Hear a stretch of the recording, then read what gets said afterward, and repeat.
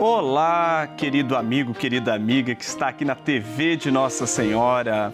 Nós iniciamos o Em Comunhão. Que bom ter a sua presença aqui com a gente. Durante a Quaresma, a Igreja convida a darmos passos concretos, a olharmos para realidades difíceis, a colaborarmos, a nos envolvermos de formas diversas, podendo ajudando a uma família, podendo participando de uma ação solidária, transformando a própria casa, transformando o lugar no qual nós nos encontramos, sendo lugares de perdão, de diálogo, de presença. Precisamos viver esse tempo de forma mais consciente e permitirmos que Deus volte a morar entre nós, nas nossas casas, na nossa sociedade. E este ano a campanha da fraternidade nos convida a refletirmos sobre fraternidade e moradia. Para conhecermos mais sobre o tema e seu objetivo, eu convido você a ver agora, juntamente comigo, o material que preparamos. Em 2026, a campanha da fraternidade traz como tema Fraternidade e Moradia. E como lema bíblico, Ele veio morar entre nós. A proposta é olhar para a moradia não apenas como um espaço físico, mas como um direito fundamental, ligado à dignidade humana, à proteção da vida e à convivência familiar.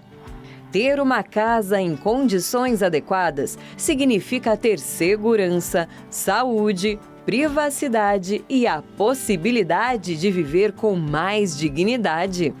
Vivida durante a Quaresma, a campanha da fraternidade chama cada cristão a transformar a fé em gestos concretos de solidariedade, cuidado e responsabilidade com o próximo.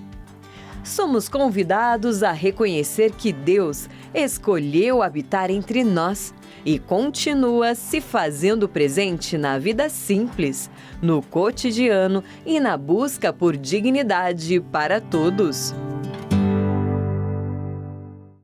Um assunto tão interessante como nós estamos vendo, não é? Então, antes de conversarmos sobre a campanha da fraternidade deste ano, gostaria de passar alguns dados. Embora garantido pela Constituição de 1988, o direito à moradia adequada ainda não é realidade para milhões de brasileiros. E moradia não é só teto, saúde, educação, trabalho, dignidade.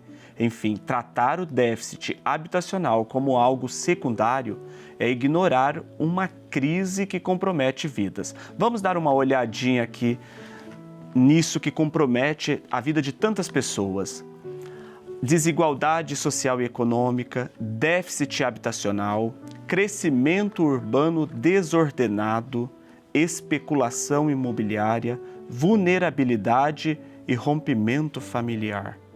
Todas essas coisas, somadas a tantas outras realidades, prejudicam a vida das pessoas. Aqui a gente vê os componentes do déficit habitacional: coabitação familiar forçada, famílias vivendo juntas por falta de opção, habitações precárias, falta de infraestrutura, água, esgoto, coleta de lixo, energia, construções com materiais inadequados, ocupação de áreas de risco, ônus excessivo com aluguel, famílias que gastam mais de 30% da renda com aluguel.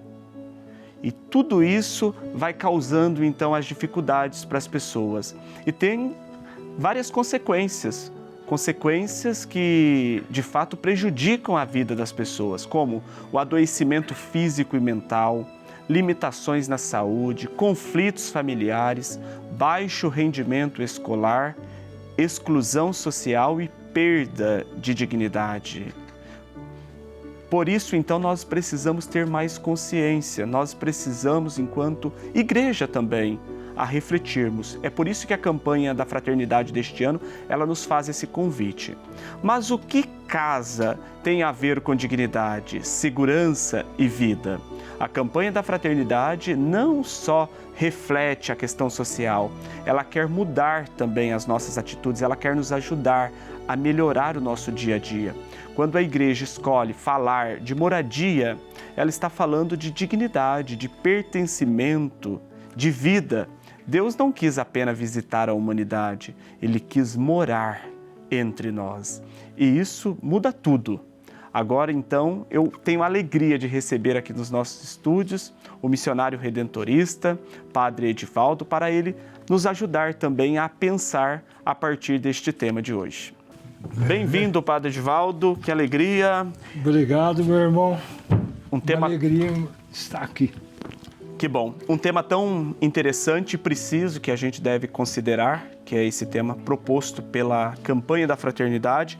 E de início eu já gostaria de lhe perguntar assim, por que a igreja no Brasil está propondo esse tema de reflexão durante a Quaresma e por que esse tema a respeito da moradia é tão importante e deve ser considerado por todos nós? Bom, em primeiro lugar, a campanha da fraternidade, ela nasce dentro da Quaresma. Por quê? Porque a Quaresma é um tempo de conversão. Não só conversão interior, mas uma conversão comunitária e social. Então, desde o início, lá nos anos 60, 64, quando começou, o enfoque é sempre esse: mostrar que nós precisamos nos converter. Como? Praticando o Evangelho. São temas sempre ligados à proposta do reino de Deus. E falar de moradia hoje é um assunto crucial. Quantas pessoas não têm um lugar digno para viver, não têm segurança, não têm esperança? Ao falar de moradia, nós estamos falando de sonhos, de realizações. E às vezes se vive desesperançadas, angustiadas, inseguras e até consigo mesmo. E esse tema ele é muito importante porque nos mostra o princípio da solidariedade, do olhar para a realidade do outro, mostrando que Jesus veio habitar conosco, morar entre nós. Então nós temos o princípio da encarnação. E esse princípio da encarnação, o morar junto, é que nos leva a olhar a realidade do outro. E o versículo que vai nos acompanhar ao longo desse tempo quaresmal é: Ele veio morar entre nós. O que isso traz para nós? Justamente, bom, em primeiro lugar, mostra a encarnação, o mistério da encarnação, mas mostra o bem-querer de Deus. Deus que se aproxima, Deus que se faz um conosco. E o fazer-se um conosco, vivenciando a nossa realidade, vivenciando a nossa história e fazer morada conosco. E é interessante, se nós olharmos um pouquinho os evangelhos, Jesus nasceu sem moradia. Jesus nasceu sem teto, não? E uma família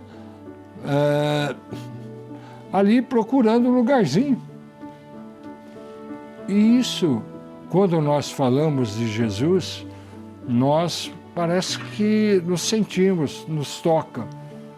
E como você já mostrou para nós, meu irmão, quantas pessoas não têm um canto para nascer, não têm um canto para viver, não têm um lugar para construir a sua vida, construir a sua história, se humanizar.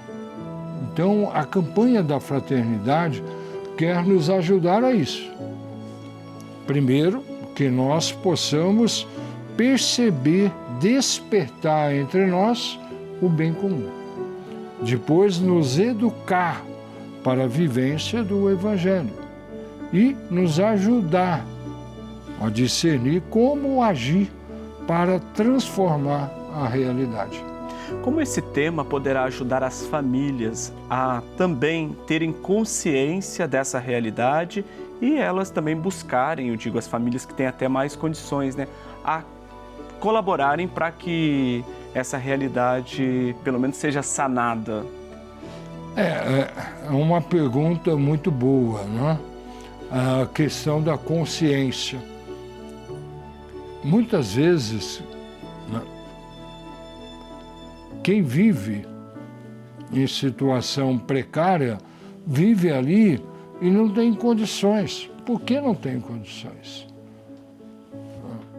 E busca, mas se sente sozinho.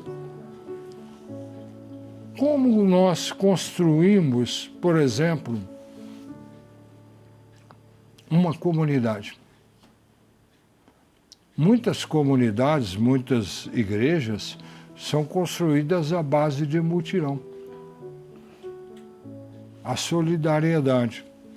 E se nós transformássemos a solidariedade que constrói comunidade, ajudar as pessoas a construir as suas casas. É um exemplo concreto. Uma forma de transformar o Evangelho, a boa nova, em boa realidade para outra pessoa. Padre Edivaldo, é muito interessante. A gente sabe que existem várias formas, não é? Essa é a realidade que a gente vai vivendo, mas enquanto igreja a gente tem que ir tomando consciência. E, infelizmente a gente não tem tanto tempo assim, porque nós vamos ter mais blocos também e esse assunto ele vai continuar. Gente, então nós estamos aqui discutindo sobre esse tema tão valoroso para todos nós, que é um convite também da Igreja no Brasil para esse tempo da Quaresma. Eu agradeço a sua participação aqui e nós estamos agora então encerrando esse bloco, mas eu vou deixar para você um questionamento. Eu gostaria que você refletisse também o que você pode estar fazendo para que essa realidade possa ser transformada. Padre Edivaldo continua aqui com a gente vai para o intervalo e voltaremos já já. Estamos de volta e continuando aqui a nossa conversa sobre a campanha da fraternidade deste ano, que traz o tema Fraternidade e Moradia, com o lema Ele veio morar entre nós. Quando a gente fala de moradia digna, não estamos falando de luxo. Estamos falando de uma casa que protege, que permite higiene, que permite descanso, convivência. E você sabia que sem uma casa minimamente estruturada, a vida inteira da pessoa fica comprometida. Por isso os mutirões de reforma e construção são tão importantes. Reformar uma casa é muitas vezes ajudar a reconstruir uma vida. A nossa produção foi até a cidade de Bragança Paulista, no estado aqui de São Paulo, conhecer a ONG Reparação, que trabalha com reformas de casas. Vamos ver. À primeira vista, é só uma casa reformada. Paredes novas, telhado firme, portas que agora se fecham sem esforço. Mas por trás de cada detalhe, existe uma história de mobilização e cuidado. O trabalho da ONG Reparação começa no encontro entre quem precisa recomeçar e quem decide transformar essa realidade com as próprias mãos. A reparação ela surgiu já faz quase 11 anos.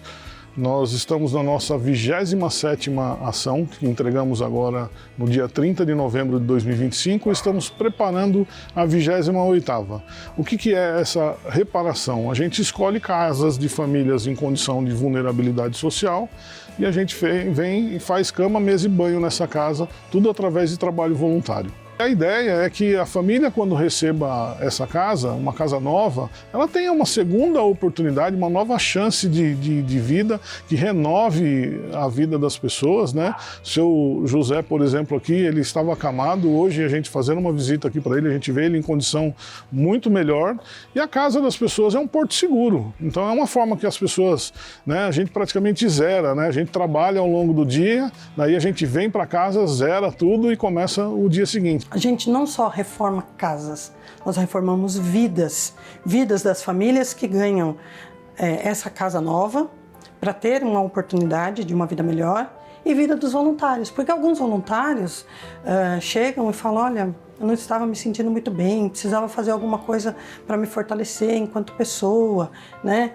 Já tivemos voluntários que tinham perdido entes queridos, e aí eles foram até lá com o intuito de se melhorar enquanto pessoa, de ter ali aquele carinho, de receber o carinho, tanto dos outros voluntários como das pessoas da casa. Então é isso, nós buscamos nessa união de pessoas reformar vidas. Quando é entregue uma casa, que a pessoa olha para todo mundo que está ali reunido da reparação e ela olha com aquele olhar de gratidão. Então isso não tem dinheiro que pague, é muito gostoso. E cada família é uma história e cada história é uma emoção. Antes da reforma, a Casa da Família não oferecia condições mínimas de habitação. Infiltrações, estruturas comprometidas e improvisos faziam parte da rotina. Dormir tranquilo era difícil, viver com dignidade ainda mais. Com a chegada da ONG Reparação, começou também a reconstrução desse espaço. Cada parede levantada, cada ajuste pensado para atender às necessidades reais da família. Mais do que uma reforma, um recomeço possível. Porque são muitas histórias. Às vezes nós chegamos a visitar 20 famílias. Às vezes a própria família faz a inscrição, às vezes um vizinho, um amigo, ou um parente faz a inscrição. Nós visitamos todas essas casas, nós buscamos saber se essa família realmente precisa e se essa família merece. Mas é difícil, como você falar, esta merece mais do que a outra, esta precisa mais do que a outra. Então é muito complicado. Então a gente busca assim critérios, faz mais de uma visita, tenta entender melhor a história daquela família para que a gente acerte, para que a gente tente não errar. A casa tinha muitos problemas. Agora temos vontade de continuar sempre para frente e toda vez que a gente levanta e acorda e vê essa casa como ficou linda. Aumentou tudo, né? Você vê que nós não tinha nada. Eu mesmo, quando eu casei, eu só tinha poucas coisinhas só. Mas foi um melhor sonho. Ficou uma maravilha a casa. É uma forma que a gente tem de tentar devolver para a sociedade aquilo que a gente, de alguma forma, conquistou. Um lugar para você voltar, para você chamar de seu, um lugar que você possa entrar, que tem uma cama aconchegante, que tem um sofá que a pessoa possa assistir televisão, que tem um banheiro dentro da casa, porque várias casas o banheiro é para o lado de fora. Né? Como numa chuva, às vezes um idoso ou uma criança sai na chuva para ir até o banheiro. É para isso, é para tentar fazer com que essa família viva bem. Isso é muito importante. Agradeço muito, muito e muito mesmo, porque não tem coisa mais para mim agradecer a não ser essa casa aqui que foi feita para mim. O que antes era precariedade, hoje abriga segurança. O que era improviso, hoje sustenta dignidade. A transformação da moradia impacta a saúde, a autoestima e o futuro de quem vive ali. Porque quando a casa muda, a vida inteira encontra espaço para recomeçar. Reformar uma casa é muitas vezes ajudar a reconstruir uma vida, uma família, dar uma nova chance de recomeçar com dignidade. Continuando aqui a nossa conversa com o Padre Edivaldo, Padre, eu vou fazer uma pergunta para você. O que significa na prática falar de fraternidade quando falamos de moradia? Olha, como nós vimos,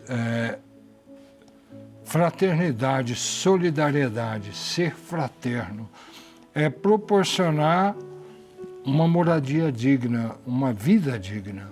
E para nós, como cristãos, é aprender a resgatar a vida a partir da fé. É a fé que me move, é o acreditar em Deus, o acreditar nos valores e nos ensinamentos de Jesus Cristo, que me ajuda a aproximar do outro e olhar a sua necessidade e ajudar naquele que precisa e dar uma vida digna. Interessante isso, né? A gente percebe agora mesmo, vendo né, essa realidade dessa ONG, como que eles conseguiram, né, encontrar nesse gesto de se sentirem também próximos às pessoas, buscar levar para elas Eu estava a ouvindo, solidariedade, né? né? E estava me emocionando, é claro, lembrando de uma pessoa que restaurou a imagem de Nossa Senhora. A história de 2 restauros: restaurar a imagem e restaurar a vida. Quantas pessoas tiveram a vida restauradas e aquelas que a ajudaram também foram restauradas, né? Porque saíram de si, foram ao encontro, vivenciaram a verdadeira fraternidade, a irmandade. Interessante. E a falta de uma casa adequada acaba então afetando também o trabalho, a saúde, a família e até a fé. E para conversarmos sobre moradia digna e suas implicâncias na vida das pessoas no dia a dia, eu recebo aqui a gerente de operações da Teto Brasil, a Laís Duani. Muito bem-vinda, Laís, aqui ao nosso programa. Muito obrigada, é um prazer estar aqui conversando com vocês. Laís, conte um pouco para a gente aí essa sua atividade também, frente como gerente de operações da Teto. O que você faz aí? Perfeito. A Teto é uma organização latino-americana. É uma organização social latino-americana fundada lá em 97 por um padre jesuíta e que tem como princípio, né, e objetivo superar a pobreza através da construção de moradia em contexto muito precários para famílias que estão em contexto de muita precariedade habitacional.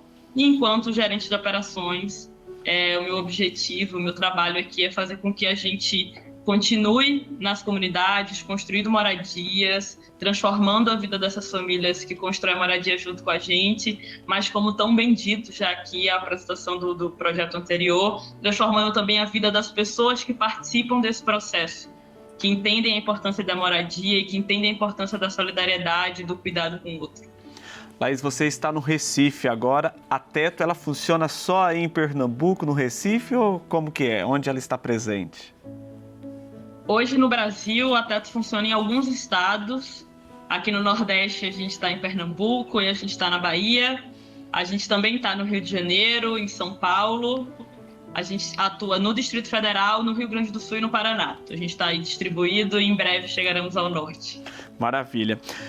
Laís, quando nós falamos então de moradia digna, do que exatamente nós estamos falando?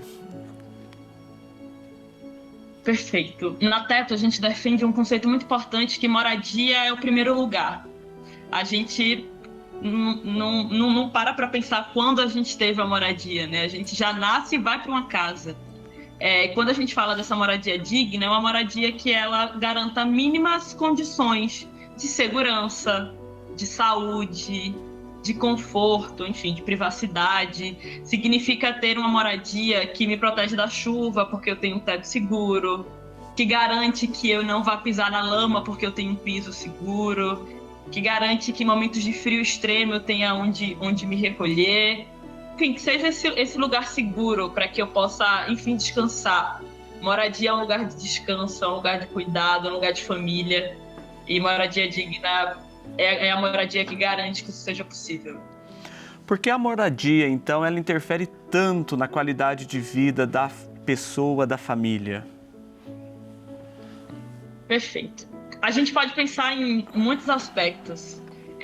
Eu gosto sempre de trazer perguntas como: será que dá para ter saúde sem ter uma moradia digna? Onde a criança vai fazer a tarefa de casa se ela não tem uma casa? Onde o trabalhador vai descansar ao final do dia se ele não tem um teto seguro, né? Então, a existência da moradia digna, ela permite, porque agora eu não tenho que me preocupar com aquela chuva se eu vou ter uma casa, que eu possa trabalhar bem. E trabalhar bem significa me desenvolver no meu trabalho, ter possibilidades de crescimento.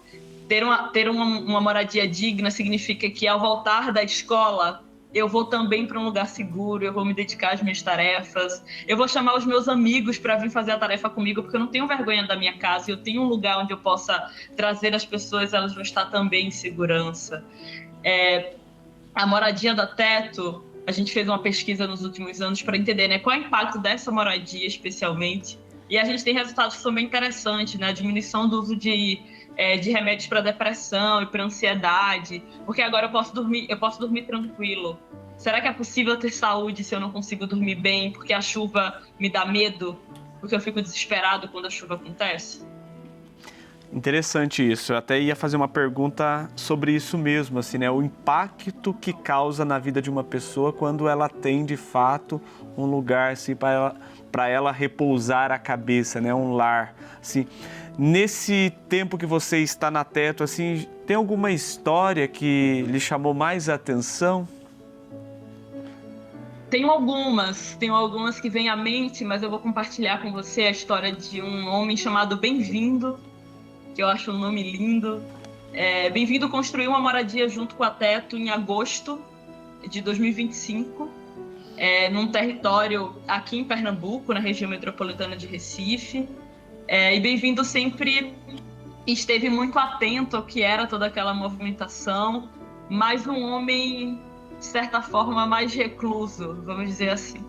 Poucos meses depois da construção da sua moradia essa que ele colocou muito amor na massa, esteve muito envolvido. Conversando com Bem-vindo, eu perguntei: Bem-vindo, e aí? Como é que tá a casa? Construíram direitinho a sua casa? Você tá feliz? Me conte. E ele me trouxe uma frase muito simples, mas que tem uma história muito forte por trás, que foi: a noite tá curta, eu tenho dormido tanto. E ao ouvir isso, eu confesso para vocês que não era a primeira coisa que eu esperava ouvir. Eu esperava ele dizer: a casa tá boa, coloquei as minhas coisas dentro, ou o pessoal fez a casa, tá tudo certo. E eu fiquei me perguntando por alguns minutos por que aquela resposta, e aí fui conversar um pouco mais com o Bem-vindo e ele me trouxe: Laís, essa é a minha primeira casa. Eu sempre morei em casas que mesmo construí com lona, com papelão, com o resto de madeira que eu achava na rua. E essa é a primeira vez que eu tenho uma moradia. Os meus pais morreram, eu era criança. Eu sempre estive na rua, em situação de rua, até que eu tenha vindo para essa comunidade. E agora a noite é curta porque eu tenho segurança de que eu posso fechar o olho e quando eu acordar, o teto vai estar lá, as paredes vão estar lá. O barulho lá de fora já não me incomoda porque eu fecho as janelas. E essa é uma das histórias das muitas que eu já escutei na Teto, que eu já vivi na Teto, que mostra como a moradia digna ela afeta em partes tão cruciais da vida.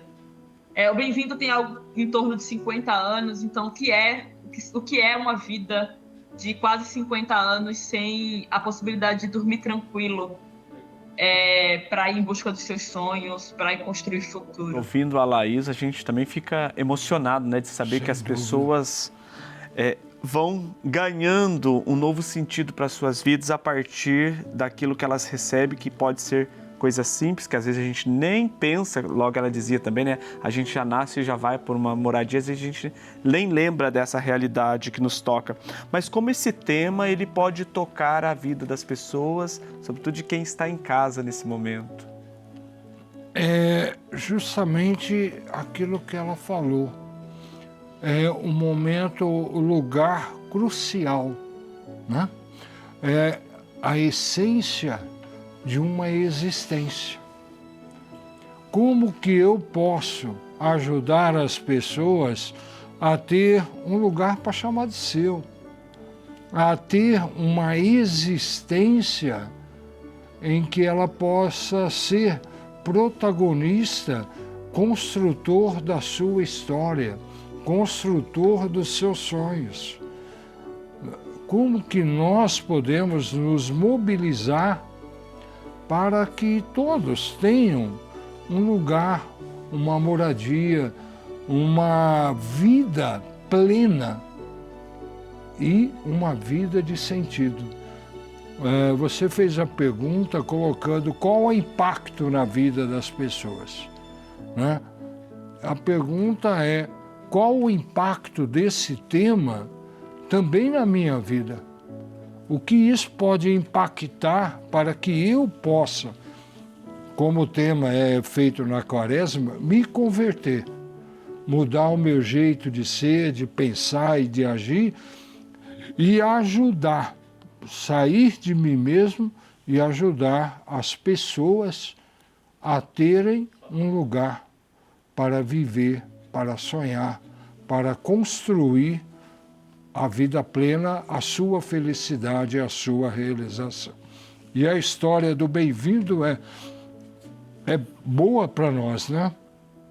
Quantos bem-vindos a gente pode ajudar? Eu acho que isso deve nos mobilizar a construir vidas. Laís, uma pergunta. Como a comunidade, a igreja e as pessoas comuns, elas podem colaborar também para que mais famílias possam ter essa experiência bonita que você trouxe do bem-vindo? Acho que a primeira coisa que precisa ser muito forte para todo mundo é que é uma responsabilidade nossa. A gente precisa assumir para a gente o nosso papel ativo na transformação dessas realidades. As formas são múltiplas, mas o primeiro passo parte desse lugar. Eu também sou responsável, eu preciso me comprometer com essa transformação. Eu preciso fazer parte, né, dessa construção. Enfim, respondendo a sua pergunta, pensando em teto, especialmente, né, na organização que eu represento, as possibilidades de apoio, elas são múltiplas. Pode ser pela doação, então eu entro no site da Teto, que é muito simples, e faço uma doação recorrente ou uma doação pontual, e que esse recurso vai ser transformado em moradia, sendo construído em algum desses estados que no começo do programa eu trouxe, seja doando o seu tempo. A Teto é uma organização feita por mãos voluntárias, ela surge assim e ela continua sendo assim em toda a América Latina, então doar seu tempo é super importante. E se inscrever para ser um voluntário da Teto, ficar atento às nossas redes sociais para saber quando é que vai ter um mutirão de construção de moradia, para fazer parte, colocar o seu corpo, a sua força e o seu tempo à disposição para participar dessa transformação. E, óbvio, compartilhando um pouco mais sobre esse trabalho que a gente faz no Brasil, para que mais pessoas saibam, para que outras pessoas, caso você não possa, se envolva de alguma dessas formas e faça parte disso, porque existem muitos bem-vindos por aí e a gente precisa ser ágil e não negociar a nossa responsabilidade de transformar e de construir esse futuro. Laís, eu fiquei curioso porque este ano a Igreja no Brasil, a Conferência Nacional dos Bispos do Brasil, a CNBB, lançou a campanha da fraternidade sobre moradia. Como que foi para vocês que estão intimamente ligados a essa realidade receber essa notícia de que o tema a ser tratado durante esse tempo, esse ano, durante, sobretudo, na Quaresma, é o tema moradia?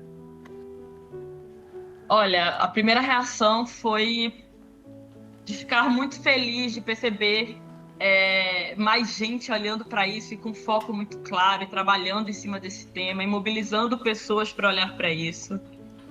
Assim que sai, né, o tema da campanha, isso chega para todo mundo que trabalha na Teto. E olha que incrível, né? A Teto é uma organização que foi fundada por um padre jesuíta, então existe essa ligação de fundação, vamos dizer assim.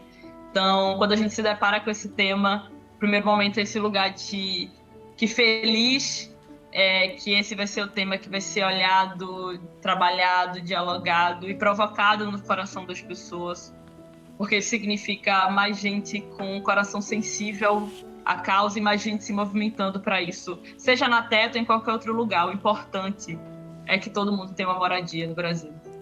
Que bonito. O Papa Francisco, certa vez, ele disse que é impossível uma pessoa viver sem os 3 T's. Isso é que garante a dignidade: terra, trabalho e teto. Que Deus abençoe o trabalho de vocês, viu? Fiquei contente em saber que você também, como jovem, Deus a abençoe.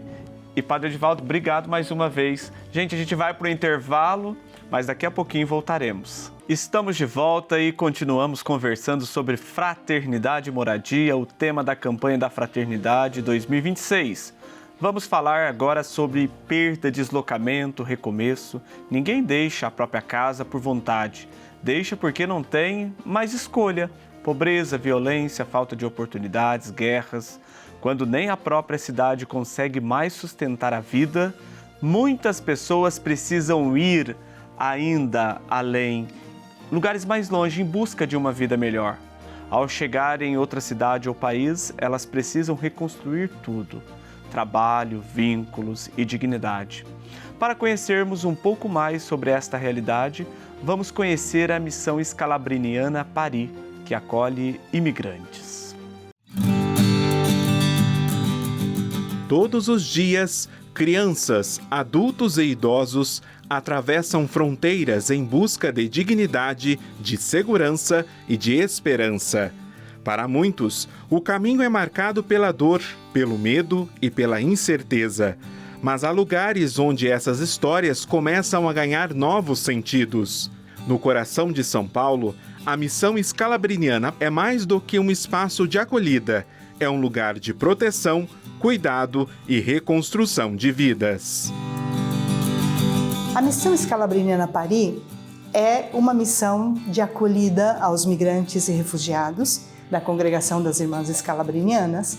Nosso carisma é específico, o trabalho, a missão direta com os migrantes e refugiados. Então aqui é uma casa de acolhida. Os migrantes em São Paulo chegam até nós, aqui na Missão Scalabriniana Paris, através de um convênio que nós temos com a Prefeitura de São Paulo. O tipo de acolhida que nós damos na Missão Scalabriniana Paris vai dentro da proposta da doutrina social da Igreja, principalmente dentro do que o Papa Francisco dizia dos verbos, né? Acolher, proteger, promover, integrar. E a gente também coloca o mais que celebrar, porque nós também queremos celebrar a vida dos migrantes. Acolher é apenas o começo. Quem chega traz desafios, feridas e esperança de recomeçar. Por isso, o cuidado precisa ir além, garantir dignidade, proteção e caminhos novos para reconstruir a vida.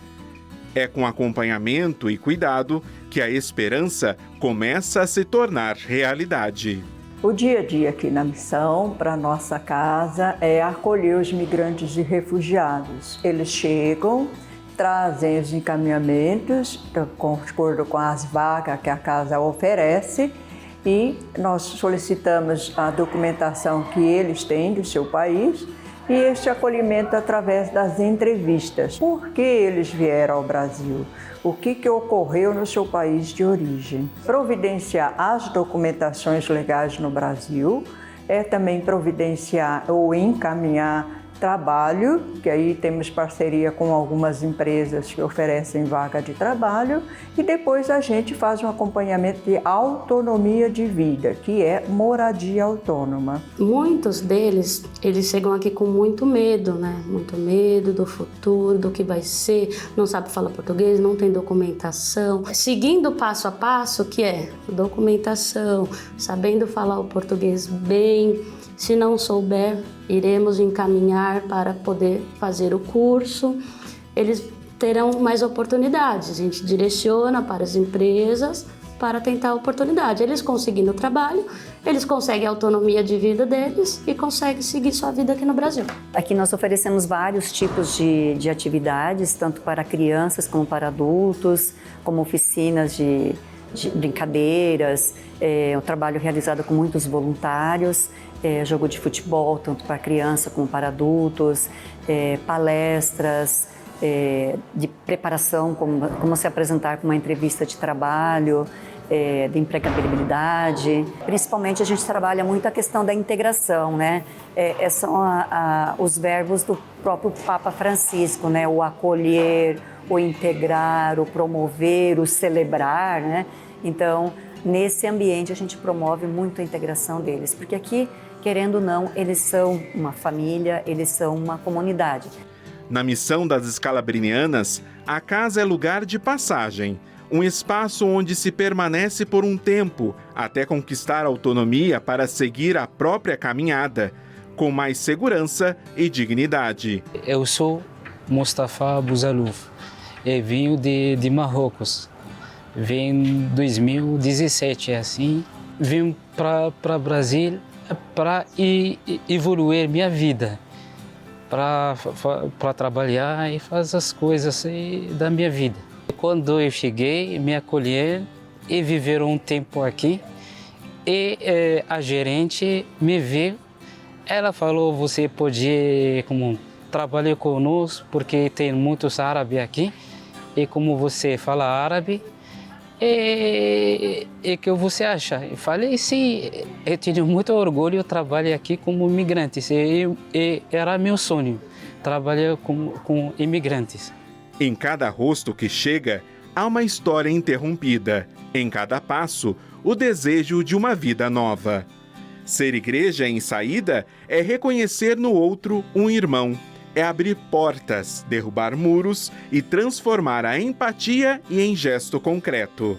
Porque acolher quem migra é também deixar o Evangelho atravessar nossas fronteiras e morar em nosso coração.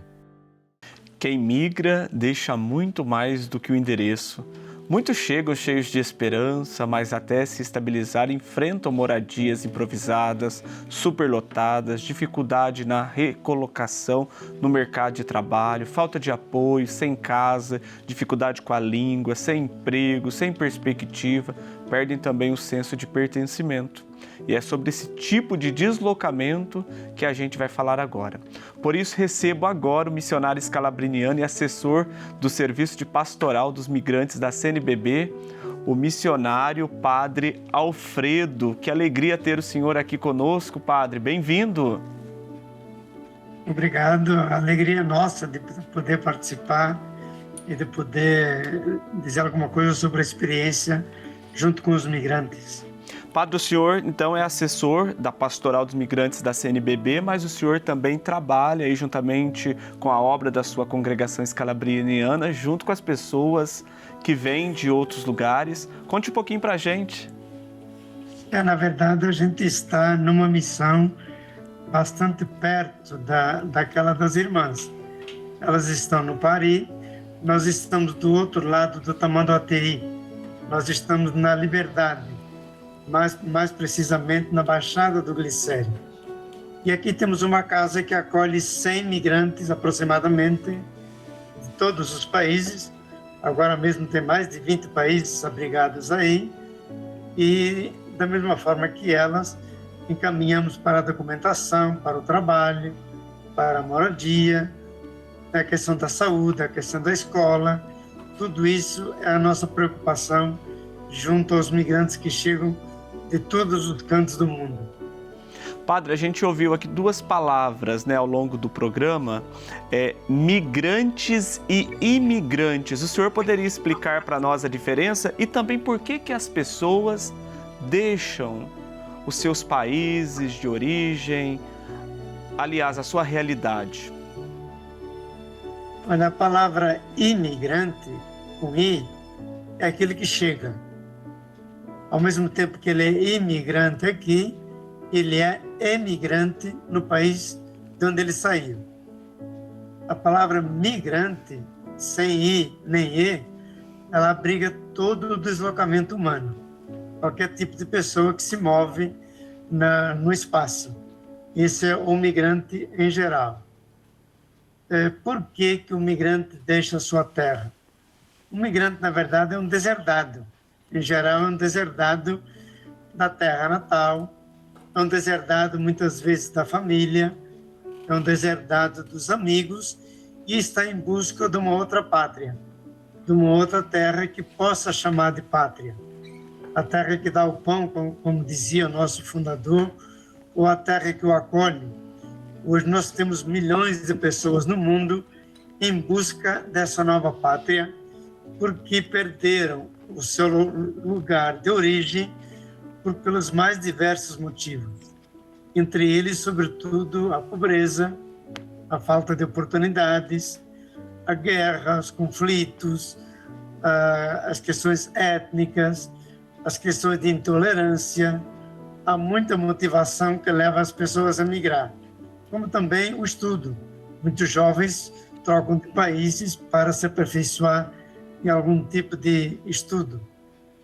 Quando a gente pensa nas pessoas que saem de sua realidade e vão em busca de uma outra realidade, vem-nos à mente a palavra casa, país como casa, trabalho como casa.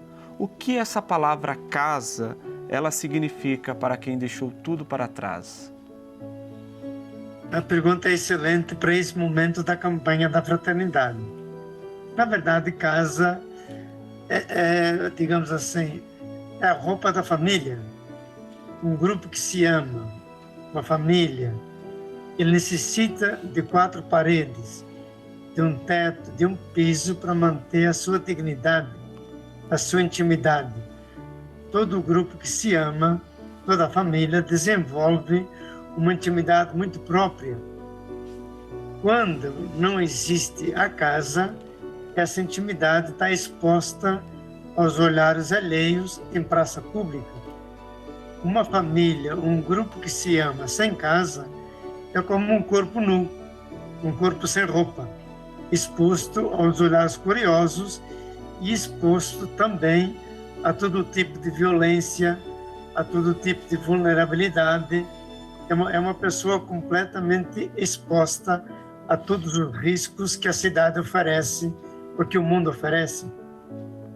O Padre Edivaldo, missionário redentorista, também encontra aí ao longo da caminhada missionária tantas pessoas passando por dificuldades, né? Padre Edivaldo, diga um pouquinho para a gente, considerando essa palavra casa, como aqui o padre já também explicitou para nós, que está em plena sintonia com a proposta da campanha da fraternidade, né? Porque a moradia é tão decisiva para aquela pessoa que está saindo de um determinado lugar e indo para outro, para essa sua adaptação?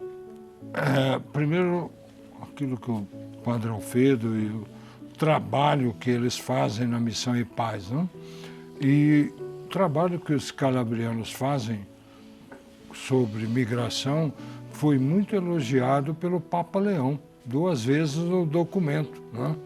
E isso é bom a gente perceber que é justamente essa mobilidade geográfica, ela não é intencional. São exilados, são refugiados, se deixam os sonhos. Encontrar uma nova casa é encontrar a possibilidade de vida, é encontrar a possibilidade de sonhar, é encontrar a esperança, é encontrar agora eu posso caminhar. E isso precisa da acolhida, precisa de pessoas disponíveis para ajudar nesta fase de transição, que os carlistas fazem muito bem. E nós conhecemos o projeto e o trabalho de dar uma nova possibilidade de uma vida digna para essas pessoas. Padre Alfredo, o senhor disse aí que na Missão Paz vocês recebem pessoas de vários países, tem aí mais de 20 países presentes, né? Nesse seu trabalho, ou melhor, no trabalho da congregação, dos demais escalabrinianos que estão aí com o senhor, quais são as maiores dificuldades que vocês percebem quando essas pessoas chegam ao nosso Brasil? Olha, em primeiro lugar, do ponto de vista social, econômico, são pessoas quebradas.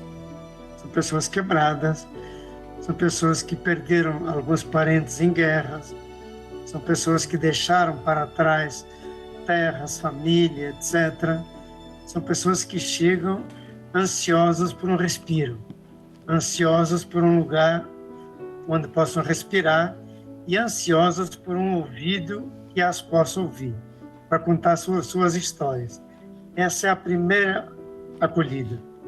Mas depois para entrar na sociedade, no mercado de trabalho em especial, elas vão precisar de documentação, vão precisar de um espaço para ficar por algumas semanas ou até alguns meses, vão precisar de um apoio. E a nossa tarefa é justamente essa, é fazer com que eles se levantem e possam caminhar com as próprias pernas. Nós não queremos apadrinhar os migrantes.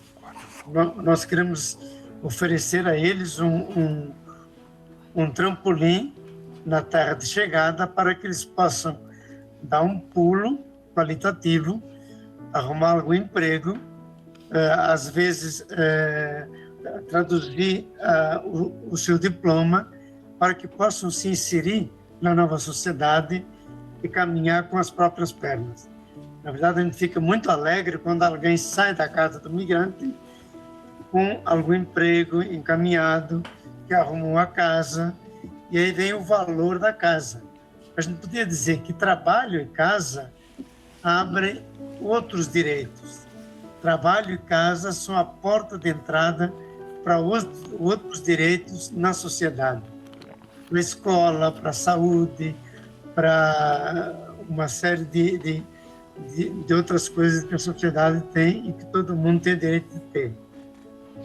Hoje, como funciona assim? A pessoa chega, ela conhece o projeto através de alguma outra pessoa ou vocês fazem um processo de triagem, assim? Como que é?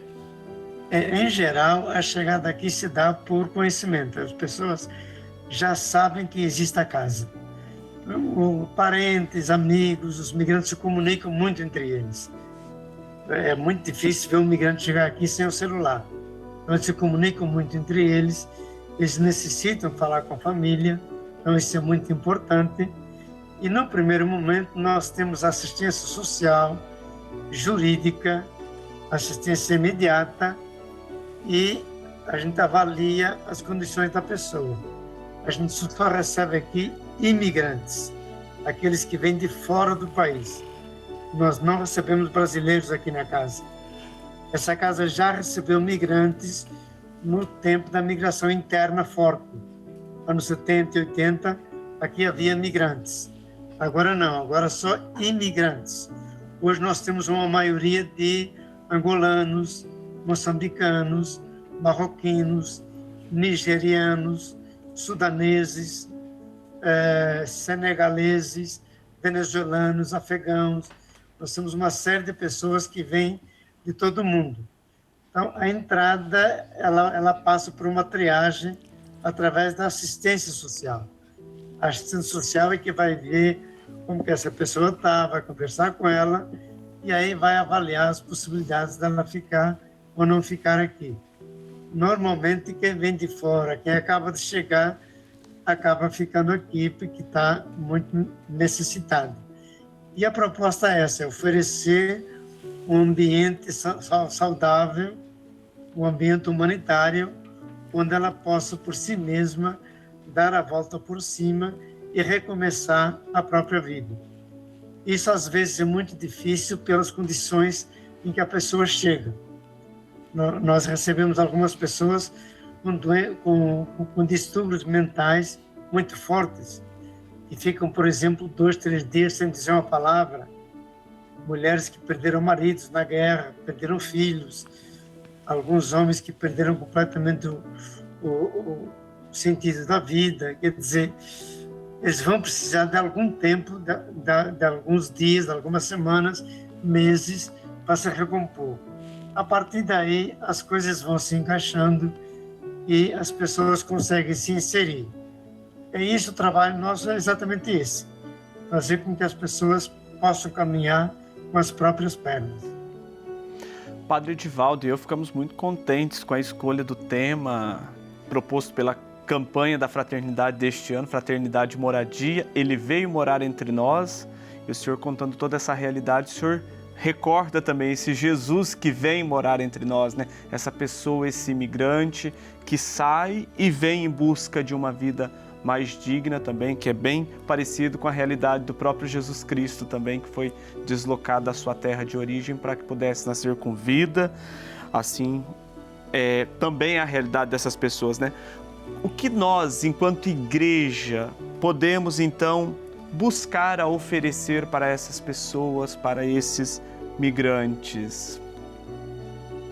Eu creio, como o Padre Edivaldo já assinou, eu creio que tem algo que é muito importante: transformar o hóspede no anfitrião. Todo migrante tem algo a nos oferecer. Todo migrante tem algo a nos dizer. Quando a gente transforma o migrante em anfitrião, ou seja, quando ele passa por um estágio inicial de transtorno, de dificuldade, etc., depois ele tem tranquilidade para dizer quem ele é, para mostrar a sua cultura, seu saber, para dizer o que ele sabe fazer, o que pode fazer, ele passa a ser um anfitrião e começa a mostrar que pode nos ajudar e pode purificar a nossa cultura. Na verdade, quando o migrante se torna um anfitrião, ele passa a oferecer valores para nós. Ele tem o que dizer, ele pode purificar a nossa cultura. Esse encontro de culturas na casa do migrante leva a uma depuração e purificação das diversas culturas. Em cada pessoa humana e em cada cultura existem sementes do verbo, existem sementes do evangelho. Na medida em que essas sementes se encontram, a gente só tem a se enriquecer. Eu acho que esse é o grande valor que a igreja pode oferecer ao migrante. Manter o coração, a porta, a casa aberta, para que ele possa se reencontrar consigo mesmo e possa dizer o que ele é, a riqueza que ele tem, a riqueza que tem a sua cultura, e com isso todos crescemos. Com isso todos podemos encontrar uma outra esfera de convivência, de solidariedade, de amizade, etc.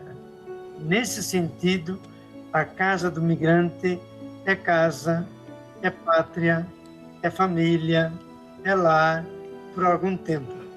Para que ele possa depois reencontrar a sua pátria. E a pátria é justamente a terra que vai dar o pão para ele.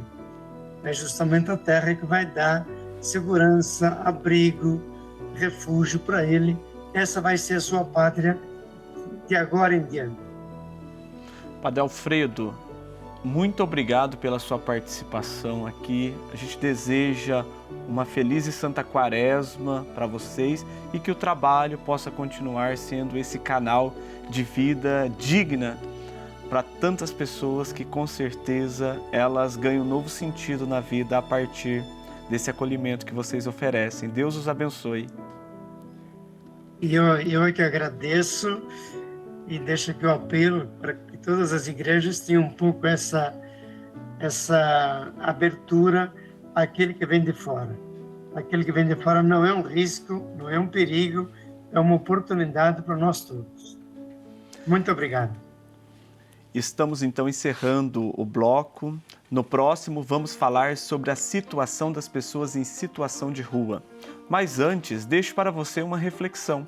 A campanha da fraternidade não quer apenas que a gente veja, ela quer que a gente se deixe tocar.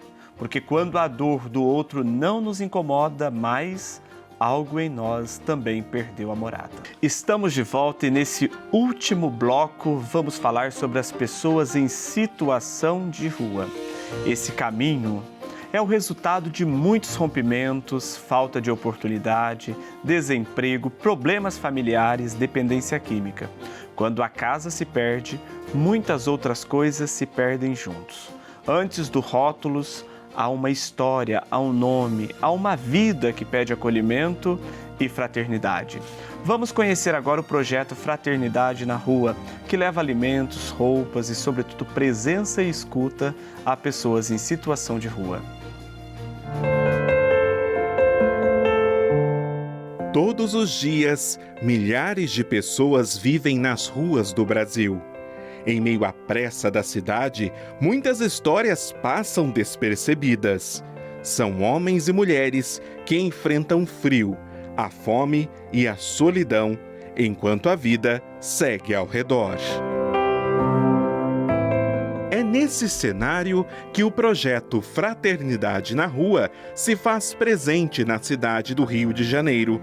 Um trabalho que leva acolhimento, orientação, escuta e apoio a quem mais precisa. A missão da Fraternidade Sem Fronteiras é vivenciar incentivar a prática da fraternidade sem restrições étnicas, geográficas, religiosas ou políticas. E a gente procura viver isso entre nós, voluntários, através do contato diário, no serviço do bem. Isso se expressa também no atendimento com os nossos irmãos em situação de rua. Sempre nesse entendimento, é irmão que ajuda irmão. O cuidado começa antes do encontro. Cada refeição preparada, cada detalhe organizado, carrega a intenção de oferecer dignidade. O atendimento para eles não é somente oferecer aqui dentro um almoço, um banho, uma roupa. É muito mais do que isso. É mostrar que eles são pessoas que merecem todo o nosso respeito e dignidade. E se a gente quer que eles voltem para uma vida normal da sociedade, o passo principal é olhar para eles com dignidade, com respeito. Aqui ninguém é invisível. Cada pessoa é chamada pelo nome, pela história. O respeito guia cada atendimento. O primeiro entendimento de quem se propõe a estar perto desses irmãos é conhecer quem são essas pessoas. Esse projeto desperta na gente o amor pelo próximo. A gente sente de verdade que eu estou olhando para o meu irmão. Além do alimento, o projeto oferece cuidado com o corpo, higiene e autoestima. Gestos simples que fazem a diferença.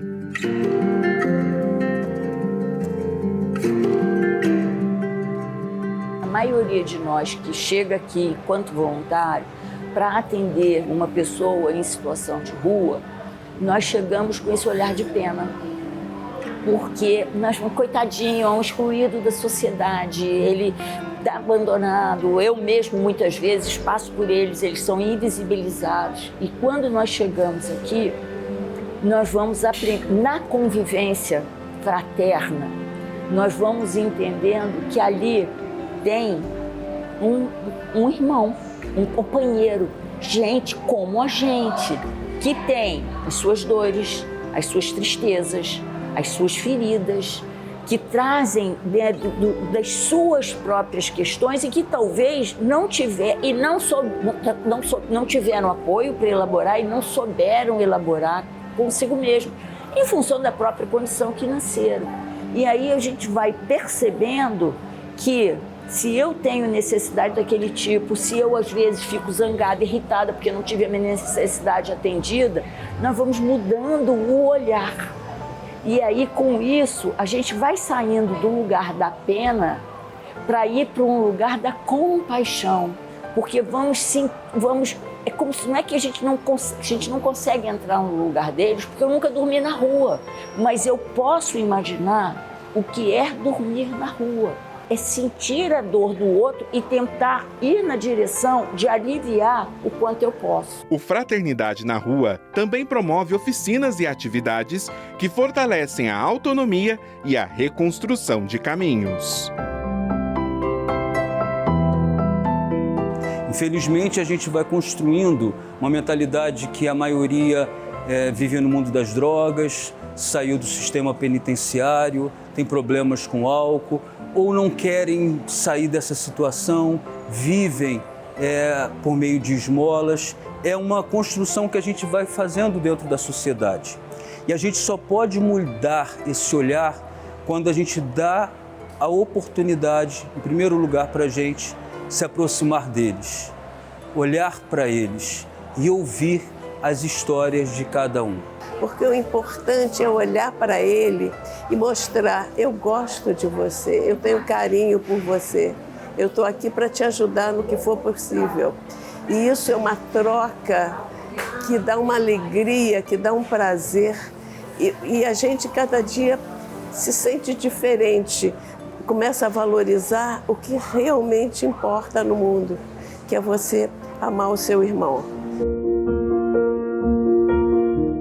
No No meio da cidade, iniciativas como o projeto Fraternidade na Rua mostram que pequenos gestos feitos com amor e constância podem levar dignidade, esperança e mais humanidade.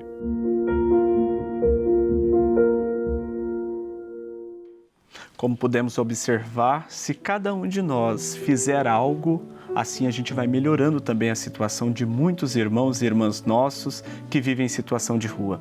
Devemos ter um olhar cristão sobre a situação de rua, um olhar de carinho, de cuidado, para que haja a reconstrução da dignidade da pessoa humana.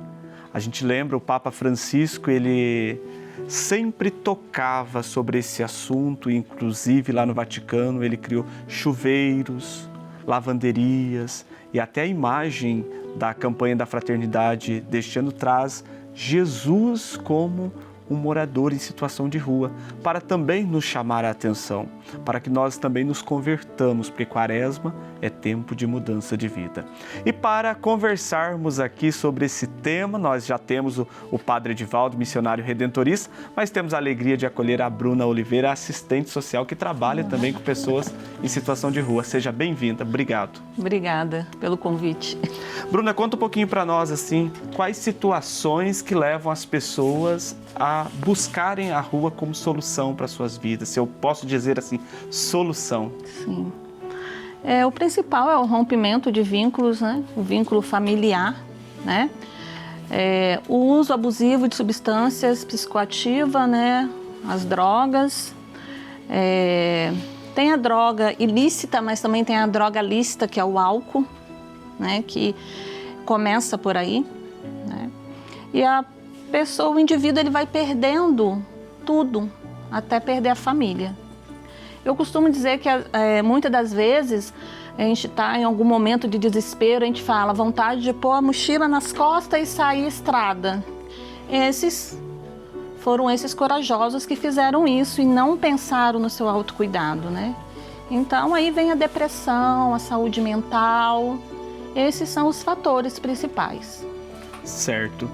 A gente sabe também que algumas pessoas que estão em situação de rua agora têm uma certa dificuldade também para buscarem assim meios, mesmo que eles existam, né? Porque a gente sabe que as instituições elas trazem regras, normas, enfim, elas oferecem outras propostas assim, né?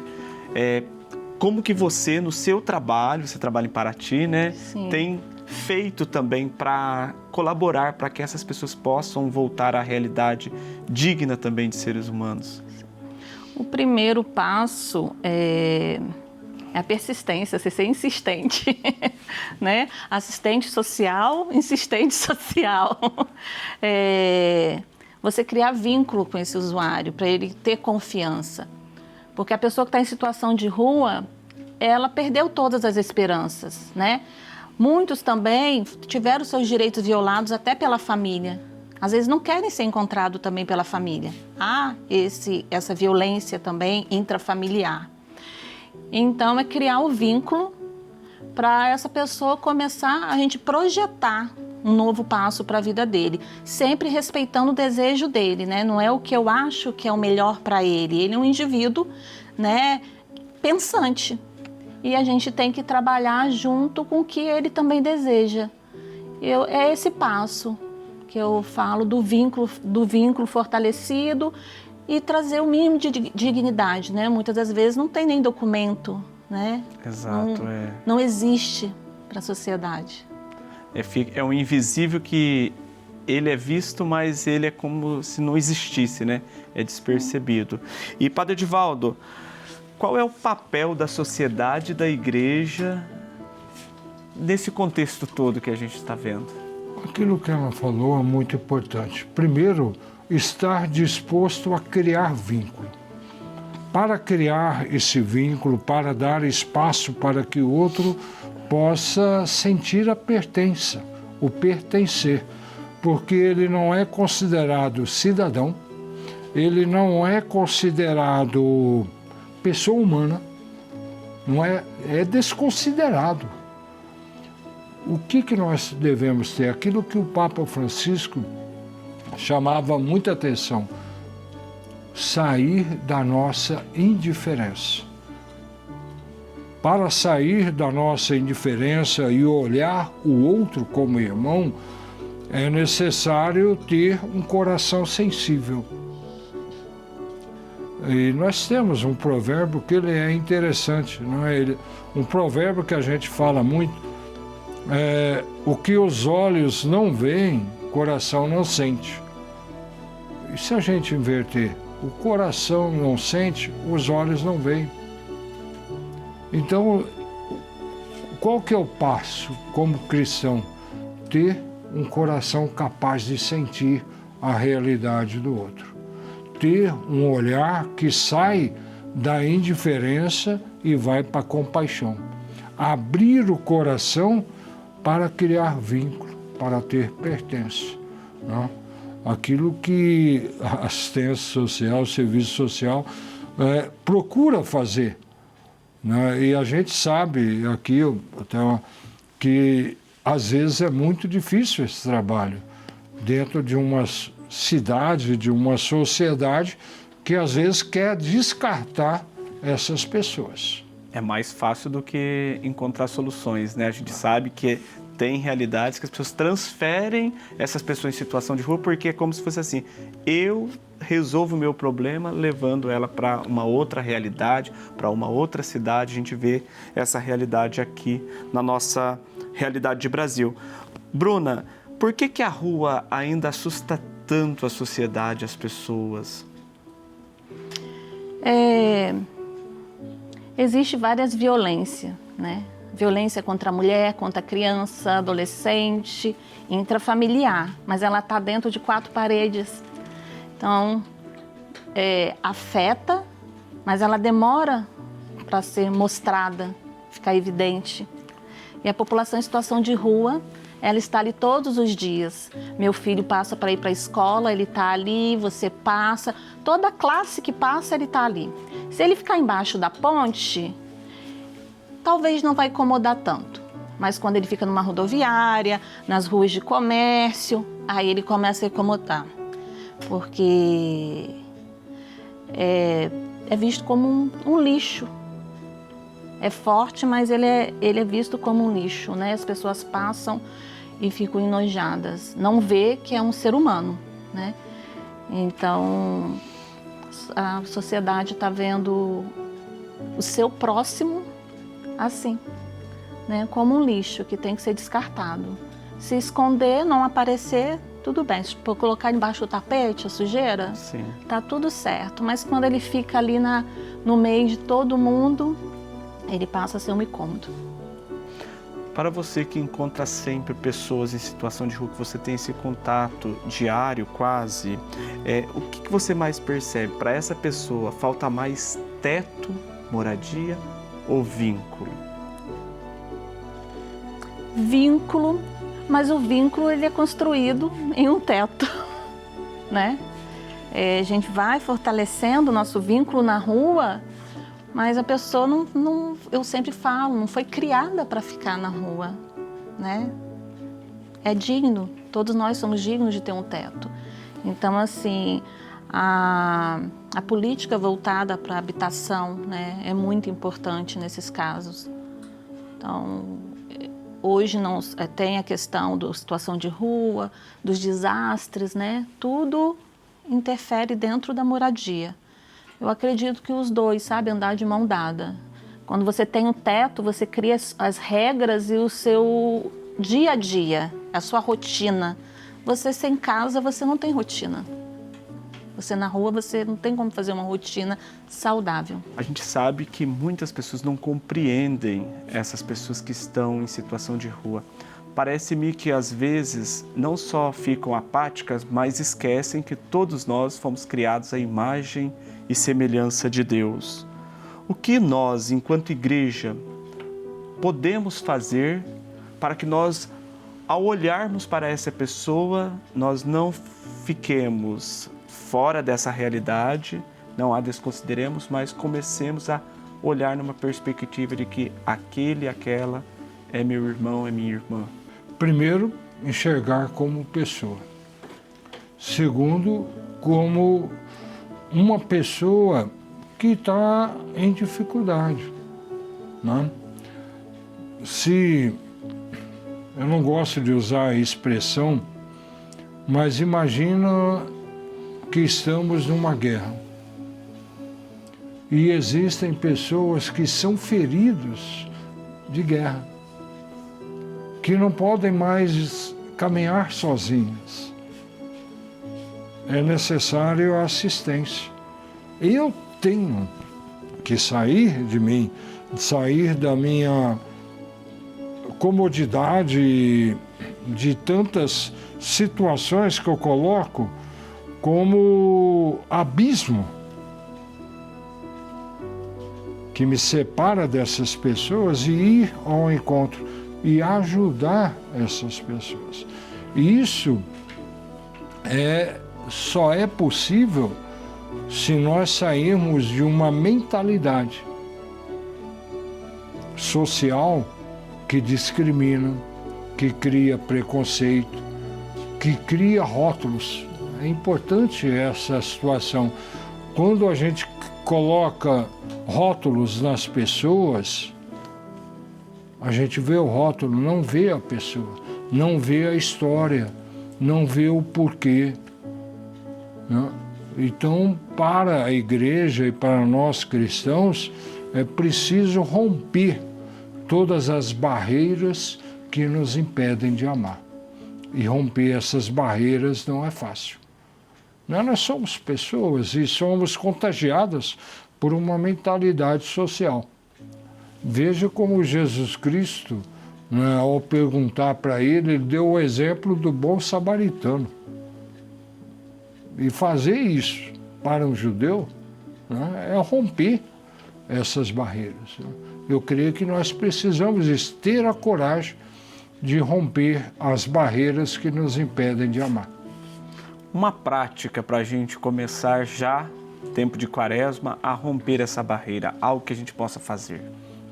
Uma prática simples é procurar uma ONG, é procurar uma comunidade. Como que eu posso ajudar? Como que eu posso acolher? Como que eu posso criar vínculo? Às vezes, a gente não quer, talvez, mas não sabe como. Uma comunidade sabe, né? Aqui em Aparecida a gente tem várias, tem as irmãs que ajudam na alimentação e outros.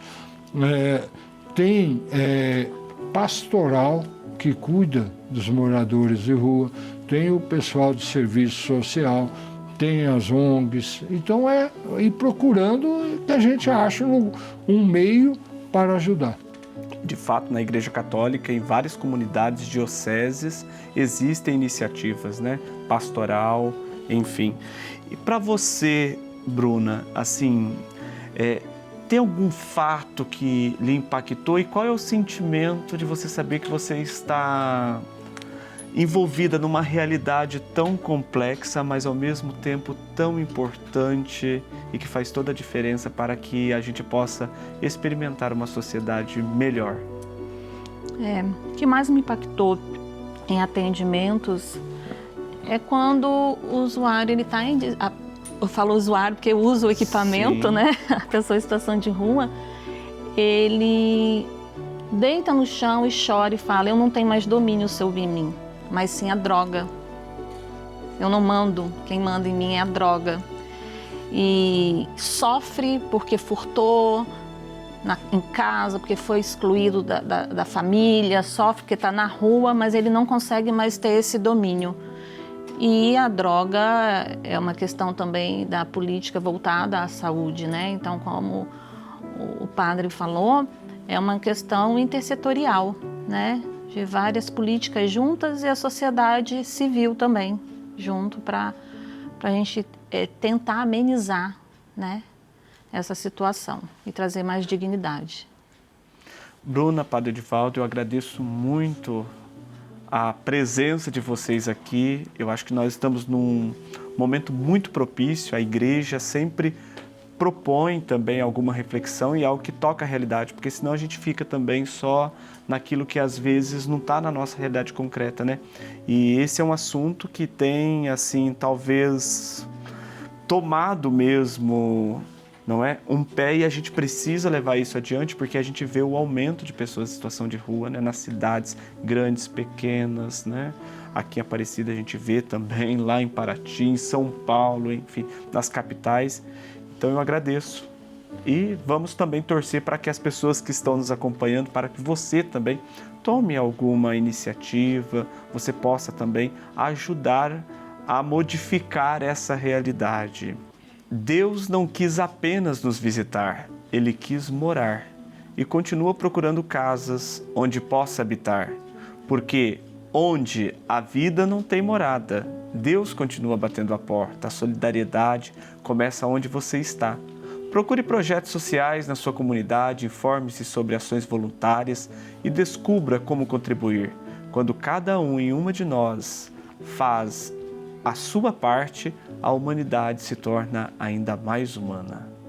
Deus abençoe você, que você possa ter uma feliz e íntima Quaresma com Jesus e que com essa intimidade toda com Jesus você possa também fazer-se solidário com o irmão, com a irmã que mais necessita.